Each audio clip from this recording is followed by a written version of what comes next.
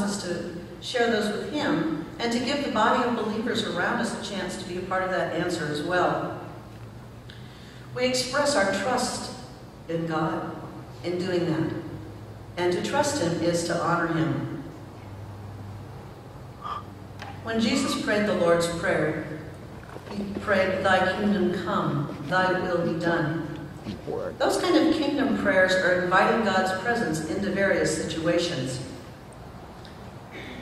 Paul gave us an example of that in his many prayers with various churches.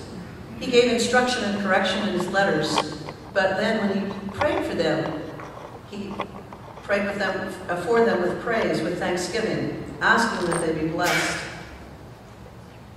Often we hear the expression, prayer changes things, but the reality is God changes things.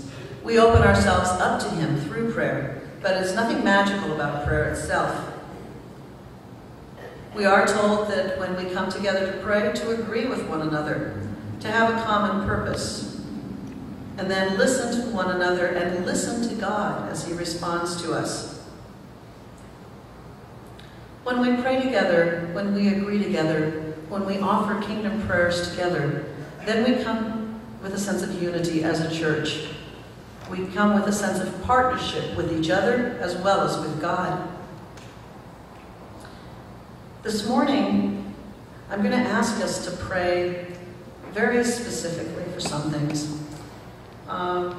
In your bulletin, you've got somewhere it's here, a calendar, a one-week calendar for prayers for the church.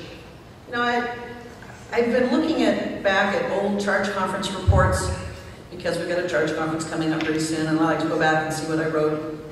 And I've noticed that for many years, we have been praying for the same things. We have been asking for the same things.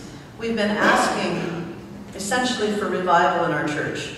Some time ago, there was someone who was a part of our church who every Sunday put in a prayer request for revival for Grand Avenue. And that was at a time when we had 120 people or so here every Sunday morning. We say that we want revival. We say we want to grow. We say we want to move forward and catch a glimpse of what God's vision is for us now, here in this place.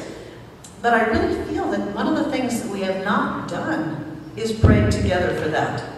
I know that there are individuals in this congregation who pray daily for the church, who pray daily for the school, who pray daily for the members of this church and for the pastors. But we really don't come together very often as a church to do that. A handful meet on Wednesday nights, and the concerns that are lifted up there, the concerns that people bring for health, for healing, for jobs, for the daily needs that we all experience. Again, some of them small and some of them huge. But I'm really convicted that we are not praying as a church, that we are not coming together to pray for whatever God's will is for our church. And so it is my hope that this morning you'll consider really dedicating a part of your prayer time, first of all, on a daily basis, to pray for the church. The suggestions that are on that calendar are just suggestions, but they help give us focus. We remember to pray for our pastors. We remember to pray for our school. We remember to pray for the leaders of the church, for the children of the church and the youth. But I would also like I think we would be honoring God and following God's will for us if we would take some time to really pray for those things together as well. It's kind of like that image of a campfire or a barbecue. You have briquettes and bits of wood burning. When the bits of wood are close together, the fire is bigger. There's more heat, there's more light. When those little individual embers are scattered, the fire goes out.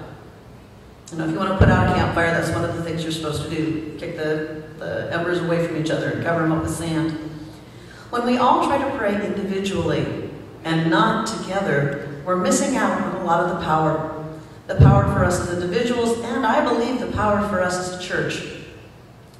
So what I'd like to do this morning is take you maybe a little outside your comfort zone, and I'm going to ask you to get together in groups of 2 or 3. Remember, Jesus said, where 2 or 3 are gathered in my name, He is with us. Anywhere from 2 to 3, 5 people who will gather and pray.